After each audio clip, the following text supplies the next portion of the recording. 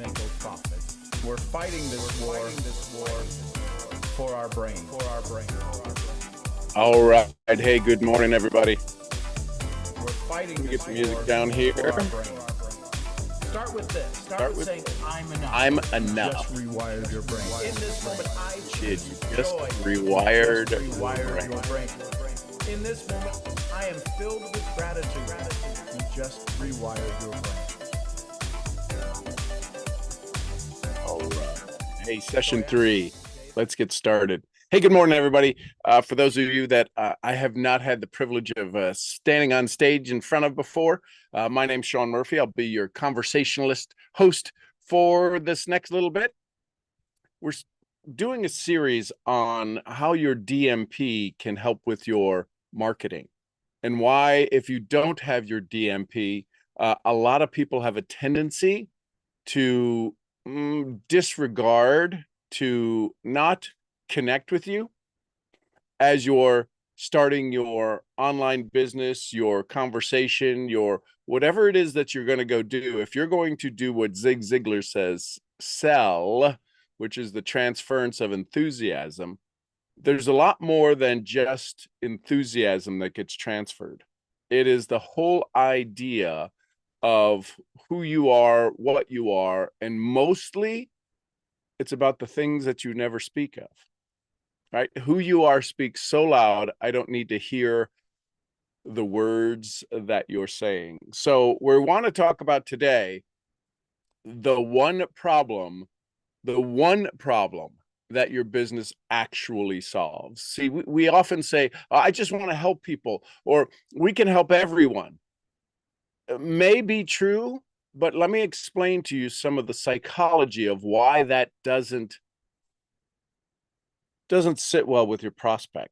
See, the golden thread, belonging requires a door. That's the golden thread throughout this entire conversation, right? Brene Brown talked about belonging is what people are looking for. So if our ultimate goal is to help our prospects, to help our customers belong, the one thing that opens that door is the problem we solve. Now, I know that sounds sophomoric, it sounds simplistic. Let me let you in on a little secret. 3 problems creates confusion. 1 problem creates a home where your people can finally arrive, right? Yesterday, we talked about knowing your avatar at a level that makes them feel found, not just targeted. Today, we're going after the thing that makes that belonging possible. The one problem your business was built to solve, because belonging requires a door. And the one problem you solve is that door. So this conversation is about your DMP marketing system. In episode 1, here's a quick recap. In episode 1, right, we established that your DMP is your marketing strategy. Episode 2, we built your avatar from the inside out, starting with their pain, not their demographics. Today, we're going to go into the one thing that ties both of those together into a message that actually moves people. The one problem business strategy, the one problem that your business solves, I'm going to warn you up front. In this session, it's going to challenge something most entrepreneurs believe is a strength. That's what's going to get challenged today. You think that you can solve a lot of issues, and that's a challenge, right? Most entrepreneurs believe that their ability to do multiple things is cool, and it doesn't really work that way.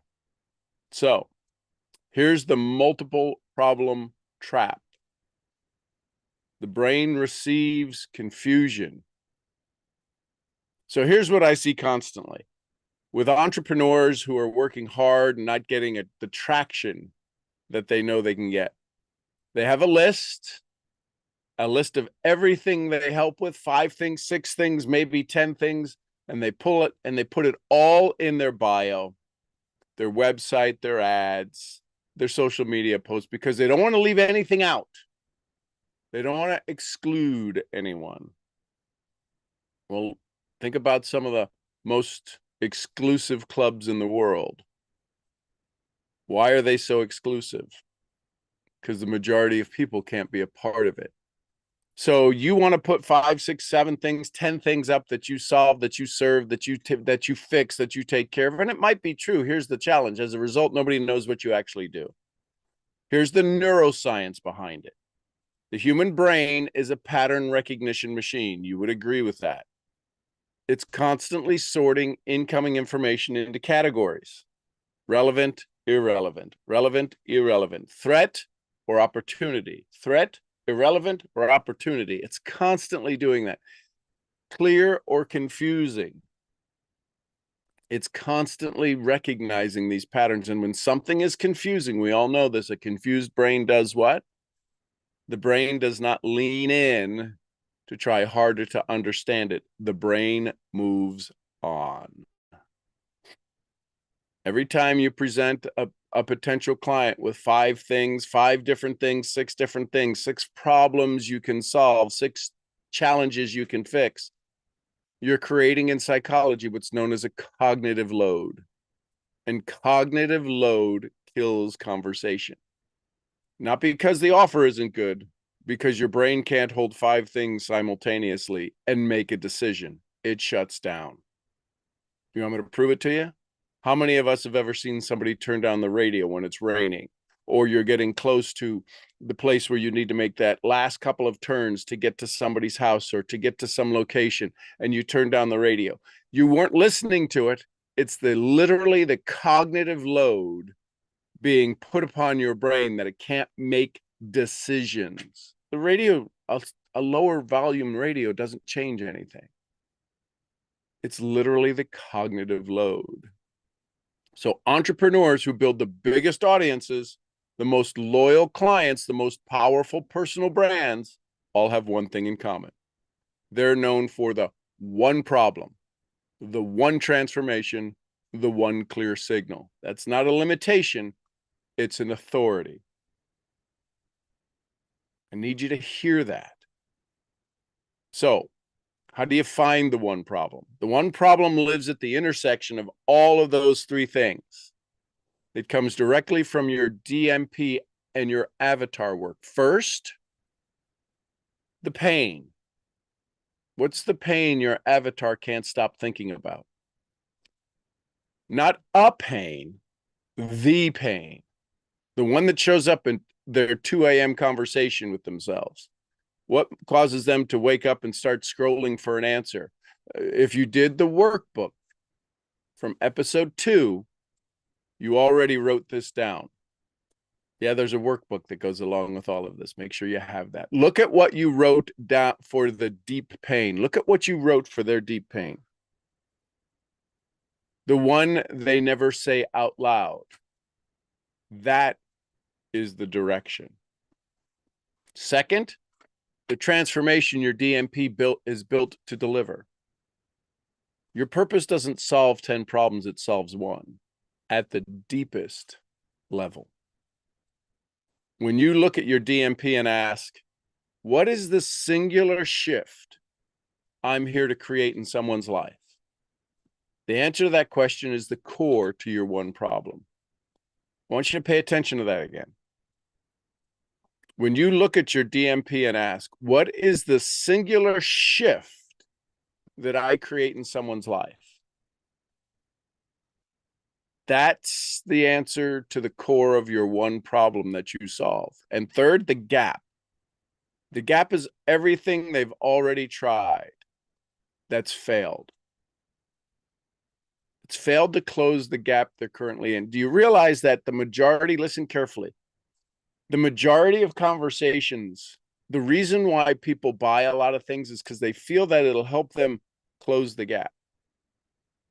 It'll help them bring from where they are to where they want to get to closer together. The challenge is that that's change. And most people do not deal well with change. They want transformation. Every failed attempt points to a gap, something they don't have. There's always one primary gap. See, when somebody buys a program to learn scripts, it puts something in the gap. It doesn't close the gap. There's still a primary gap that's open. The root cause that all those surface solutions missed. That gap is yours to close. No matter what they've done, what they've tried, where they've been, how they've spent their money, you have the ability to close the gap in the way no one else has. See, when those three things we just talked about, when they converge, the pain they can't escape, the transformation your DMP delivers, and a gap no one else has closed, you have your one problem. It's that simple. I didn't say it was easy to find. It's going to take work on you to make that happen. So here's the one formula. See that sentence? Your one problem needs to be expressible in a single clear statement, not a tagline, a functional description. Something that when your avatar reads it, they feel an immediate and involuntary recognition. They feel that they've been seen, like you reached into their chest and named the thing they've been carrying. I help. Who do you help? I help moms. I help dads. I help single moms. I help fill in the blank. Who, what's the specific pain? Feel like they've not helping their family, feel like they're not wanting to, they're not able to do what they want to do when they want to do it. Finally, what's the transformation? Create an income level that changes their family's outcome without what they've tried that hasn't worked before. I help entrepreneurs who say they should be I help entrepreneurs who know what they should be doing, but can't make themselves do it consistently. Finally, align their subconscious programming with the business they're constantly trying to build. They're consciously trying to build. Without another product or productivity system or accountability group that addresses the symptoms instead of the root problem. That's an example. I help entrepreneurs who know what they should be doing, but can't make themselves do it consistently. Finally, align their subconscious programming with the business they're consciously trying to build without adding another productivity system or accountability group or addressing symptoms instead of the root cause. Some of you you may have felt that a little bit. That's what you want your statement to be to your prospects. And then you just say that over and over and over. The sentence names who, it names the specific pain, it names the transformation mechanism, and it names what's been tried and failed in the past. When your avatar, when your person who is seeking you out, was on their knees praying for you, reads that sentence, one of two things happen. Either they feel completely seen and want to know more, or they feel like it's not for them. Both outcomes are exactly right. The sentence is working. So that sentence, let me read it again. I help entrepreneurs who know what they should be doing, but can't make themselves do it consistently. I help them finally align their subconscious programming with the business they're consciously trying to build. Without another productivity system or an accountability group that seems to always address the symptoms instead of the root cause. Names who, the specific pain, and the transformation mechanism.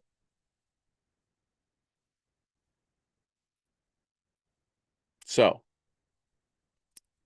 the resistance here is going to be strong because what I'm asking you to do feels like you're leaving money on the table.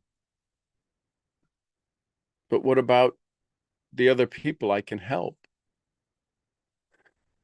What about the other problems that I solve? Here's what I hope I can get you to understand. You can still serve everyone you serve now. Your one problem statement does not limit what you can do in a session or in a program. It limits what you lead with, what you open up your cupboard with, what you open up your business with. The front door of your business needs to be one problem. Once someone is inside, you can help them with everything. Yet if your front door says, I help with everything, nobody comes in. What's the one reason you go to a particular store that you go to? Is it because of the quality of something? Is it because of the products that are there? Is it because of its location, because of its close? How many of you have ever stopped into a convenience store and paid more for something you know at the grocery store you get for less? It did the one thing. The one thing was convenience. Why do you shop at particular stores? It's not because it's the world-class product. It's because convenience or price. And how many things on your shopping list do you buy? You go through the door for the one thing, and you have a shopping list of things that you come out with.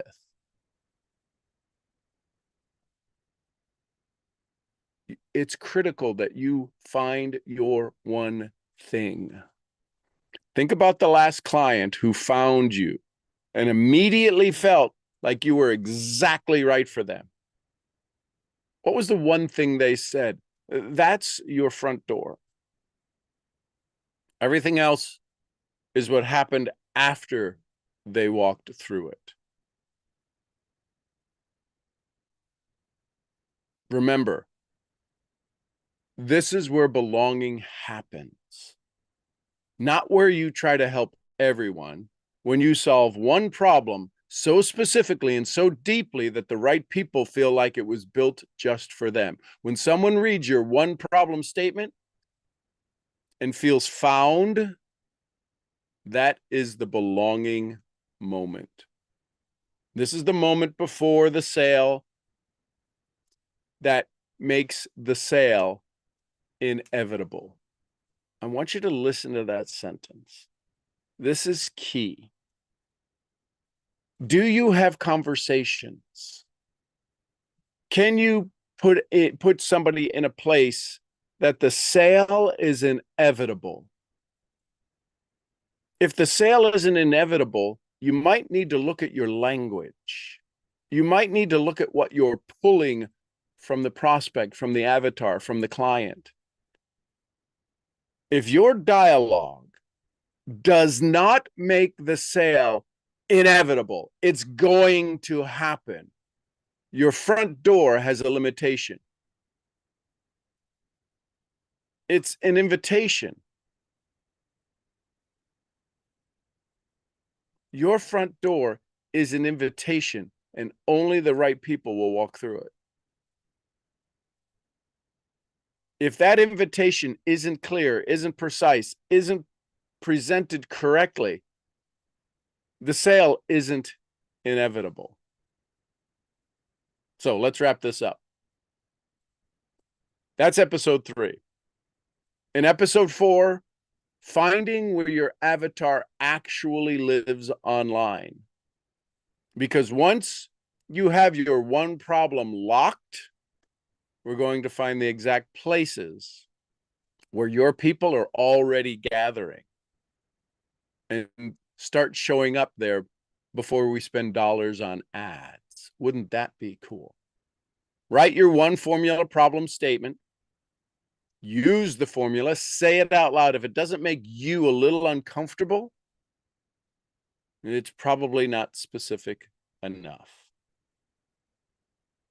That's our conversation for today, session 3. We'll see you at session 4. I'm Sean Murphy, your DMP as your marketing strategy specialist. I'll see y'all where? At the next event. Bye for now. Hey, good morning, Misfits. What'd you learn? What'd you like? Questions, comments, thoughts? Hope you're doing well. I don't even know what day it is. Is it Wednesday? I think it's Thursday, maybe. I don't know. It's the 9th, Thursday, the 9th. Questions, comments, thoughts? Good morning, Sean. Good morning, Christina. I really love what you said about cognitive load. I was just, while getting ready for the kids, I was just listening to Mel Robbins' podcast about Alzheimer and how those two doctors were saying about the cognitive load, right? And we don't really get the time to de-stress and do what's right for us. So, and I know that you mentioned cognitive load in a different way, but I just like it stroked me back to what I just listened. But yeah, and it also reminded me of, like I mentioned in the chat, is we're trying to help A, everyone. B, C, D. What? See what happened? Everybody was listening going, oh, he's interrupting her. What's going on? What does that mean? The cognitive load of just one more conversation, just me saying the alphabet.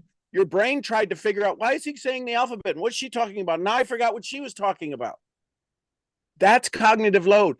Do you think your prospect who's sitting there concerned? I mean, I love that you brought this up. I love that it rung a bell for you, because all too often we're trying. How many of you fully understand your compensation plan?